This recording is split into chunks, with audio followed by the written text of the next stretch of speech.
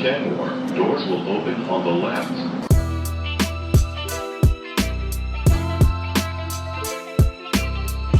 We have game one, and that will be Tuesday. I think the day you'll be listening to this as well. That is at 6:08. All of these games are set for 6:08. I think game three, if there is one, may be flexed depending on the other wild card series and how they plan out. I think if all of them go 3, which all of them are not going to go 3. Yeah. I think if all of them go 3, then they all remain in those time slots. Okay. But if it depends on which ones go where and and how things play out from there. So I would plan on 6:08, but maybe could also I don't think they would do an 8 o'clock first pitch. I would guess that the latest it would be a 7. Yeah. 7. Okay. So at least for the first two games, we're at 6:08. So game one on Tuesday is Garrett Crochet versus Max Fried. So Garrett Crochet in 4 starts against the Yankees, 21 and a third innings pitched, 20 hits, 14 earned runs with a whopping 39 strikeouts. They went 4-0 in Crochet starts against the Yankees versus Max Fried. 2-1, 18 and a third innings pitched, 19 hits, 4 earned, 22 strikeouts. So Fried is a guy that has kind of had your number, but you kind of got to him in your last one. You weren't able to capitalize on it, but they actually had pretty good numbers with that lineup that I just read off to you. Nick Sogard, Nate Eaton, obviously Romy and Ref Snyder. In 5 1/3 innings, it was 9 hits, 2 earned, 6 strikeouts. So obviously a lot of traffic, but you just couldn't get him home. You were, I believe it was, I looked this up before the show and then didn't write it down because I'm an idiot. 1 for 7 with runners in scoring position, 8 guys left on base. So you got traffic. You just couldn't really do much with it. That was a 5-3 Yankees win. They're always going to have a shot with the lefty lineup. They just are. But so I guess I'll give the postseason stats now too. Garrett Crochet, 3 innings pitched, all in relief the year he was drafted for the White Sox. 3 innings pitched, 5 hits, 0 earned, 6 strikeouts. Not a massive sample size, but when I saw that, I was like, okay. All right.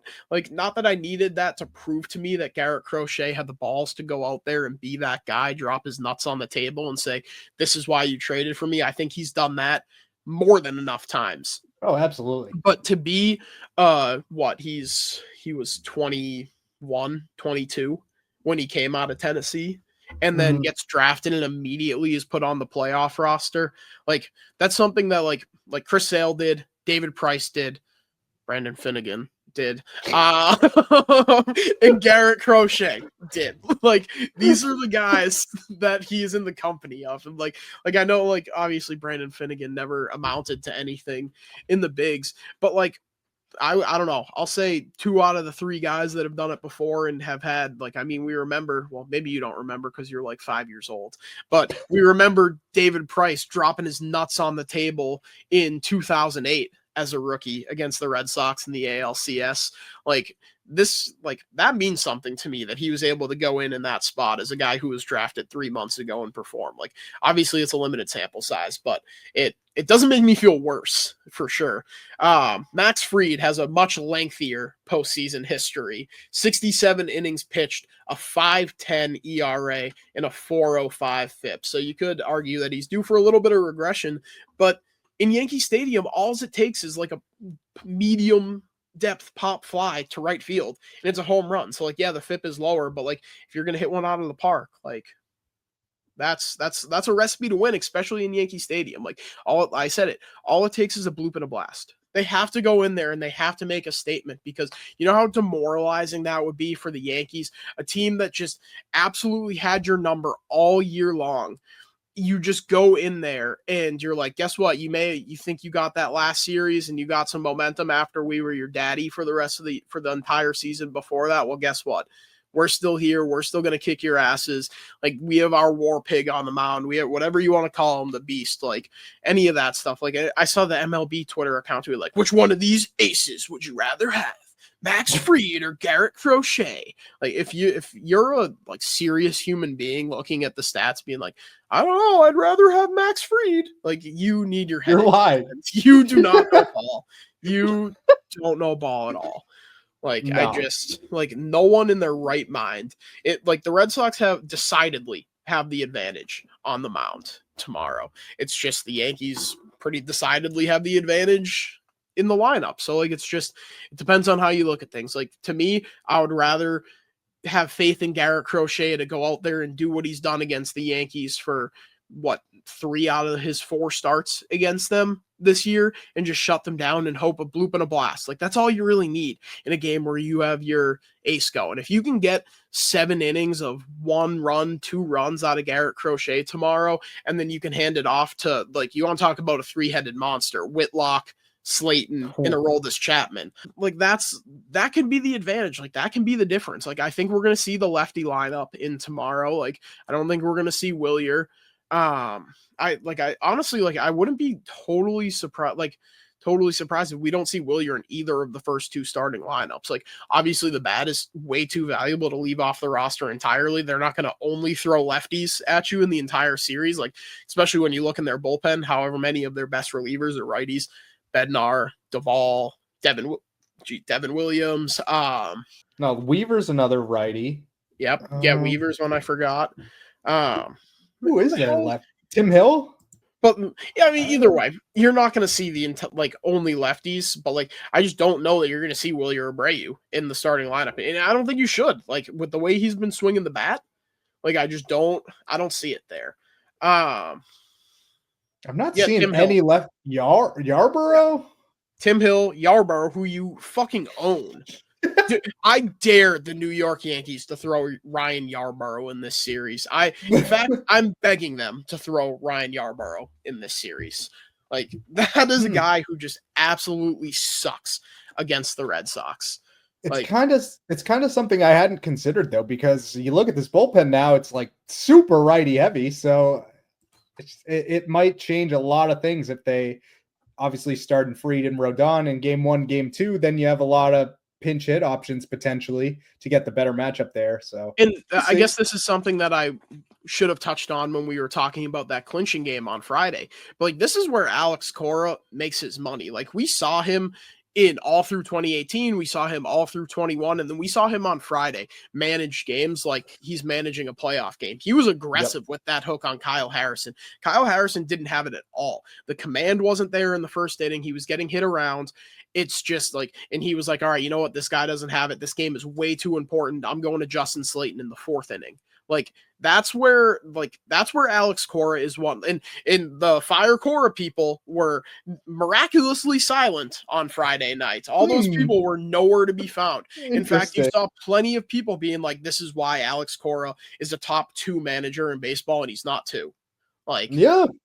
Like this is where Cora is going to show the difference. Like, I think he's going to manage circles around Aaron Boone.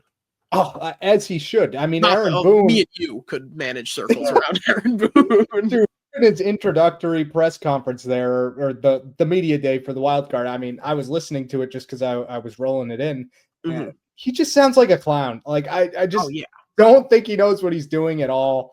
And, I mean, we've seen it time and time again in the playoffs. Like, genuinely, I don't think the Yankees have beat you in a playoff series since, like, 03? Yeah. Is that really the last time? Yeah. Uh-huh. So, 2004 ALCS, they didn't play in 13. 18, obviously, we know what happens. 21, you win in the 1-game playoff, and now this year. Mm-hmm. So, obviously, you look at the lineup here, and it's like, yeah, the Yankees have a pretty clear advantage, but it's Red Sox Yankees, and the Red Sox have owned them. Yeah. Exactly. And he doesn't perform in October. It's one more good player than the Red Sox have in their lineup currently, but like, and Stanton has been really good to end the season, and he's been really good against the playoff or in the playoffs and against you. So I guess they technically have 2 good hitters. But like I said, like in a series where you have Garrett Crochet going tomorrow, like all it takes is like I said, I think we're going to see Ref Snyder in the lineup. He'll probably be in right. And then obviously Romy's going to be at second base. But like, honestly, like, do you think about playing Nate Eaton instead of Jarren Duran? I wouldn't hate it. Like, Eaton has been swinging it too. Like, or is Eaton gonna DH over Massa? I would guess Massa's not gonna play. I wonder if you still DH Duran there and put Eaton in for his at least his speed. I don't know about the defensive metrics there, but Either way, brand new. we're definitely not going to see Massa. Watch him come up in a key like pinch hit spot. And What just about hit a first tag. base? Like they low key have some pretty interesting lineup decisions here. Right? Because who do you put at second? Is it Romy? Is it Nick Sogard? Potentially. Is it like Romy at first, Nick Sogard at second, then Eaton DHing? Like they're low key there. I mean, like I said, like I think this is going to be a chess match, like a pretty big chess match between Boone and Cora, which is like talk about one guy playing chess and the other one playing checkers. Like not even checkers. Like the other guy's sitting in a corner playing in a sandbox. Like that's what this is going to be. To compare Aaron Boone and Alex Cora in terms of their managerial skills is like comparing the intelligence of like a 28-year-old man and like a 5-year-old. Yeah, I totally agree there. And I think that's going to be the way the Red Sox pull this out is you're just going to have to outmanage them. And Boone makes it pretty easy to do that. So Cora always seems to push the right buttons. Especially in the playoffs. And I think people have kind of gone away from that because they hadn't made the playoffs in 4 years. And now you're going to see it again. And Alex Cora is going to absolutely prove why he should be the manager of this team for a long time. And I'm sick of the people saying that any of this success or lack thereof in these last few years was because of him. I know we were talking before the show that Max Fried kind of struggled in the playoffs. I didn't know it was this bad, to be honest. Yeah. So honestly, and I know it's tough to predict these things, but if Clayton Kershaw is any indication, those postseason woes don't really just go away.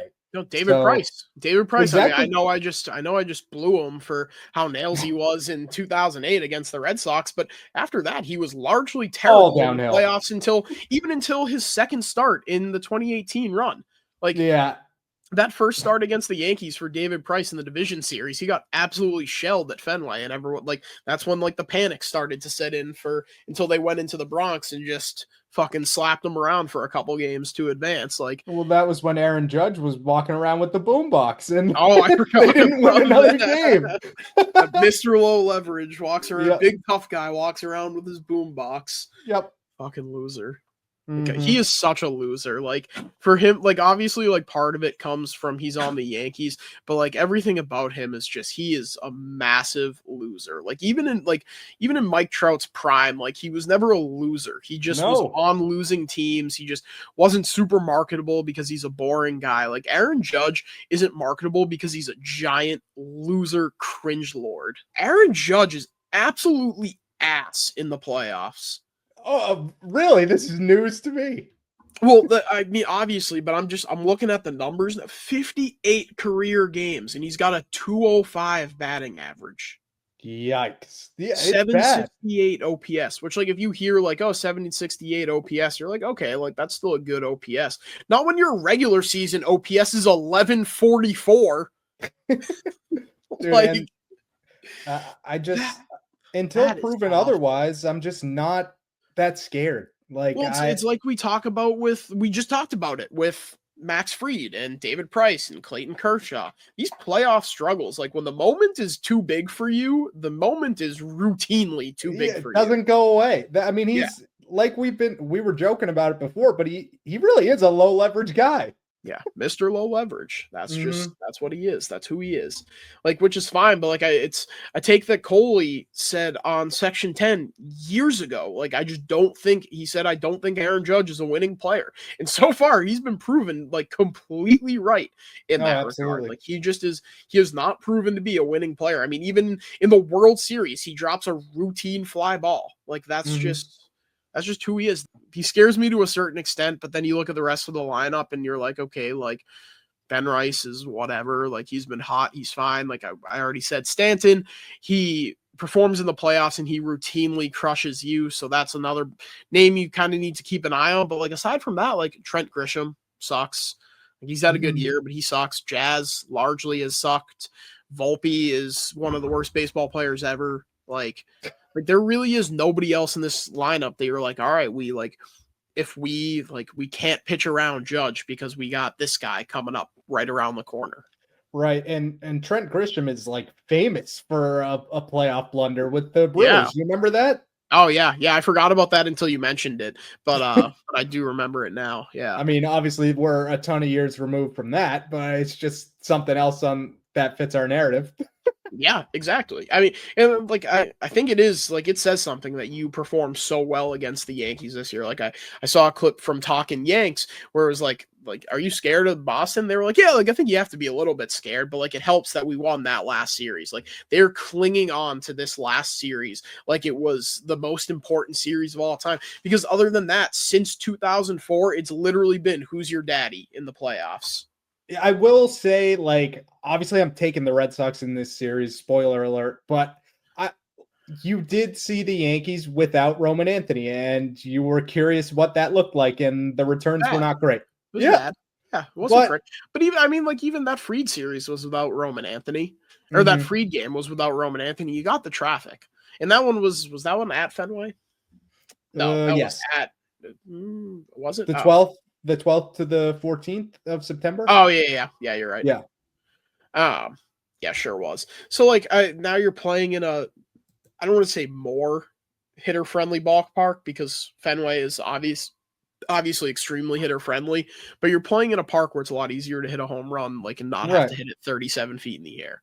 Like it's just like I said, it's a bloop and a blast, and then you have Crochet going, who you have faith can give you 7 innings, 1 or 2 runs, and then you hand it off to Slayton, Whitlock, and Chapman, and all of a sudden you just need to win one of the next two.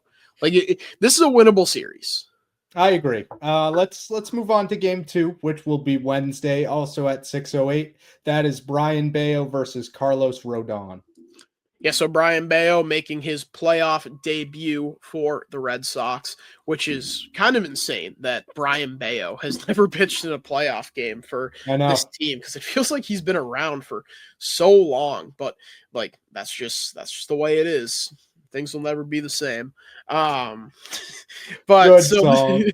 he's just absolutely owns the Yankees up until this last start. Obviously, we know he hadn't allowed a run, but the cumulative numbers 19 innings pitched, 11 hits, 4 earned, 17 strikeouts. Sox went 2-1 in those games versus Carlos Rodon, 15 2/3, 11 hits, 10 earned, 12 strikeouts. Sox also went 2-1 in those games. Postseason stats for Rodon: 20 1/3 innings pitched, a 6.63 ERA to a 4.20 FIP.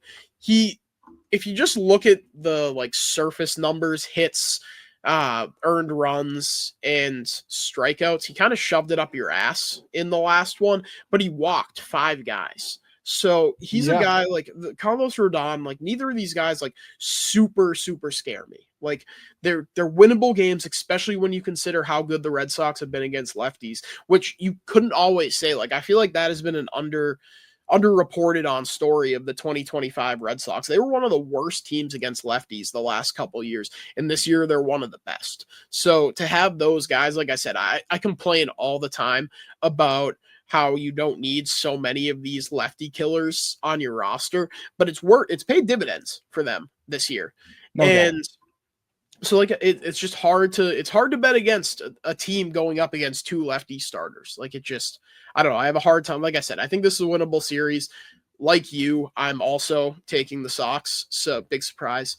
I think the number, especially from Vegas, they're plus 150. The Yankees are pushing minus 200 on the money line for the series. Like I think that's just insane. I don't have the same conviction as I did with when they played the Rays a couple years ago in 21. Like I knew they were beating the Rays in that series, but it's a winnable series.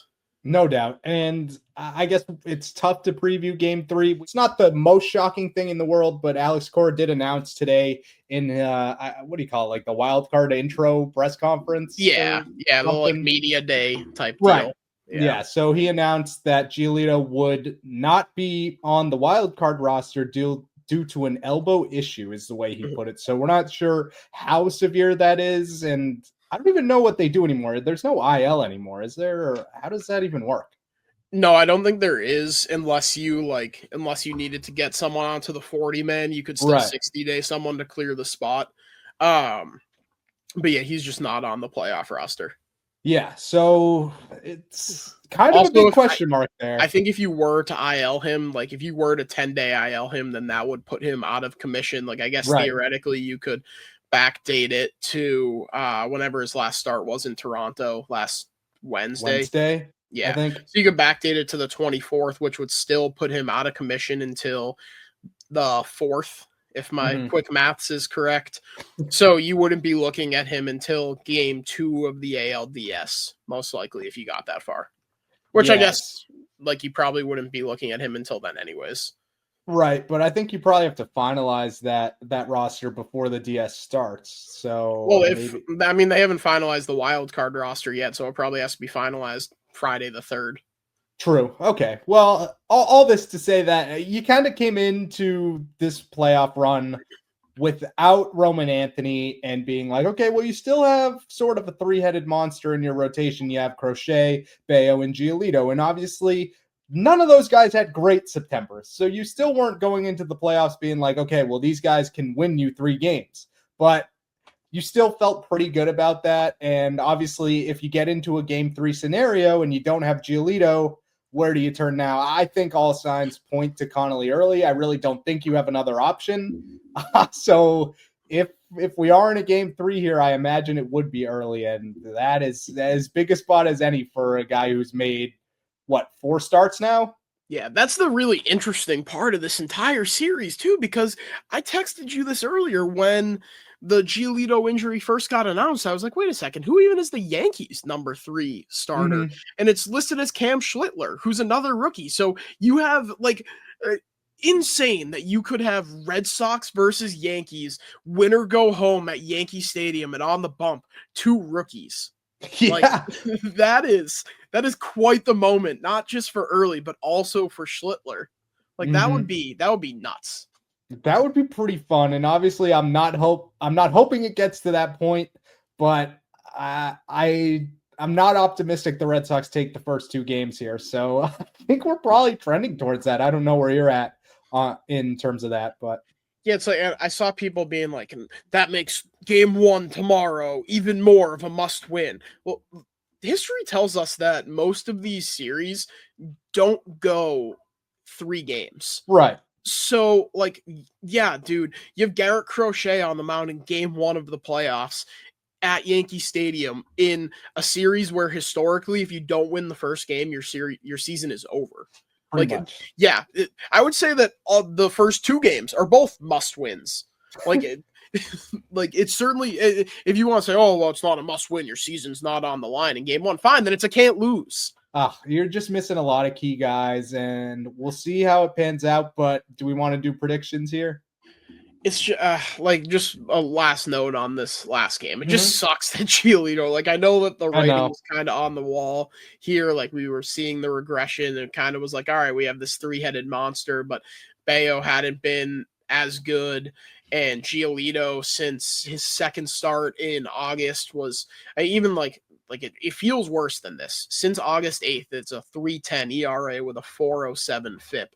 But in the month of September, if my the hell, my baseball reference is being weird.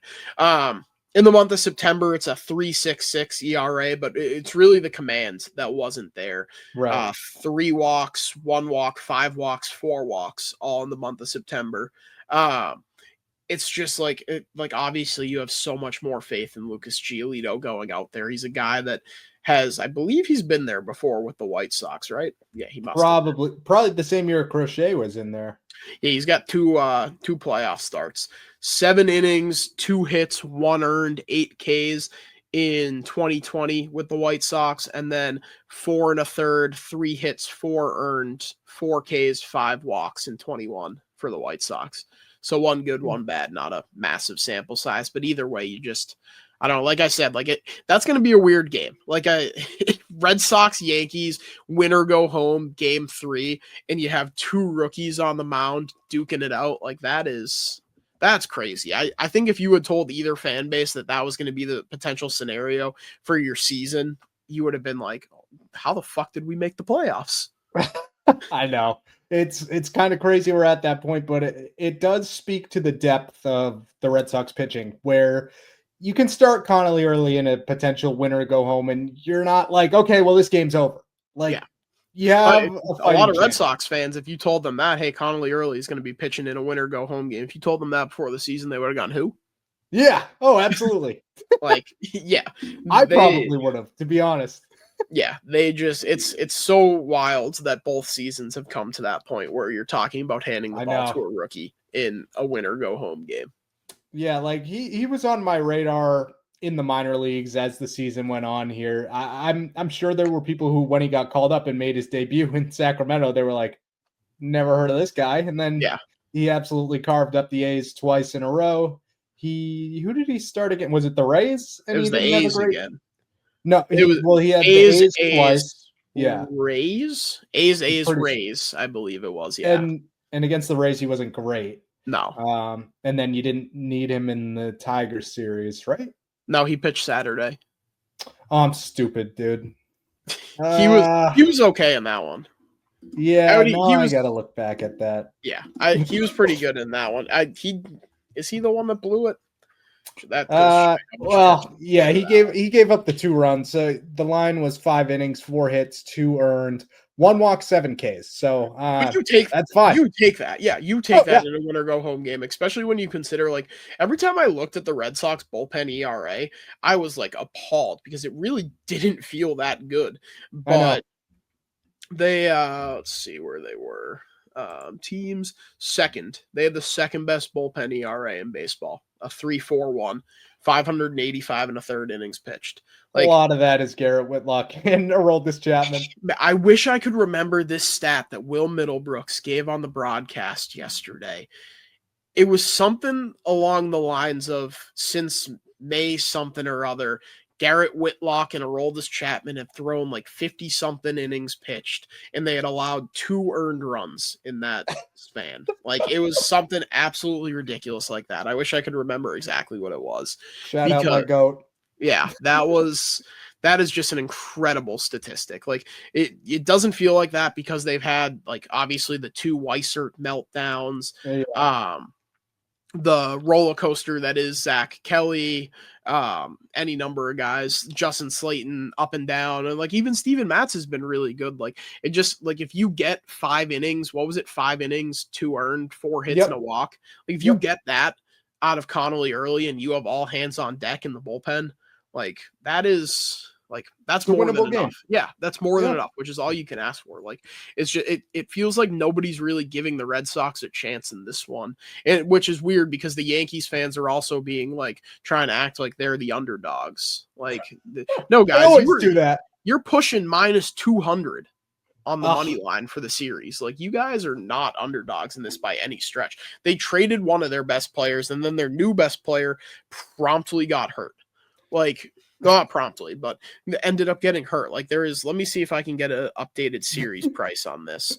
Like, there is, like, I will be taking the series price, whatever it is. I'm taking the Red Sox to win the series. I think it's a winnable series. Do I know for sure? Like, is my confidence level high? I think I'm like a 6 out of 10 that they're going to win this series. Like, I feel pretty good. Right now on the Fanatics Sportsbook, the Yankees are minus 185 to win the series. Red Sox are plus 150. Yeah, that's kind of crazy. I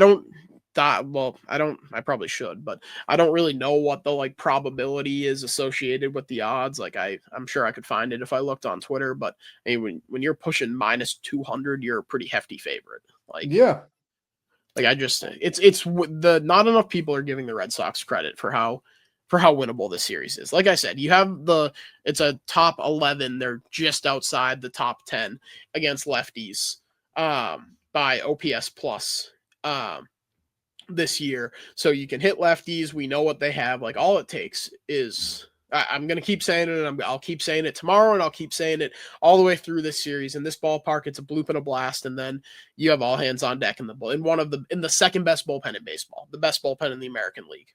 Yeah, shout out Garrett Whitlock, shout out Aroldis Chapman.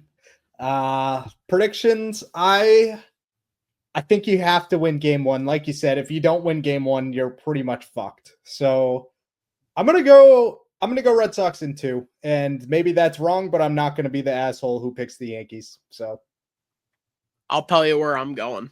Yeah.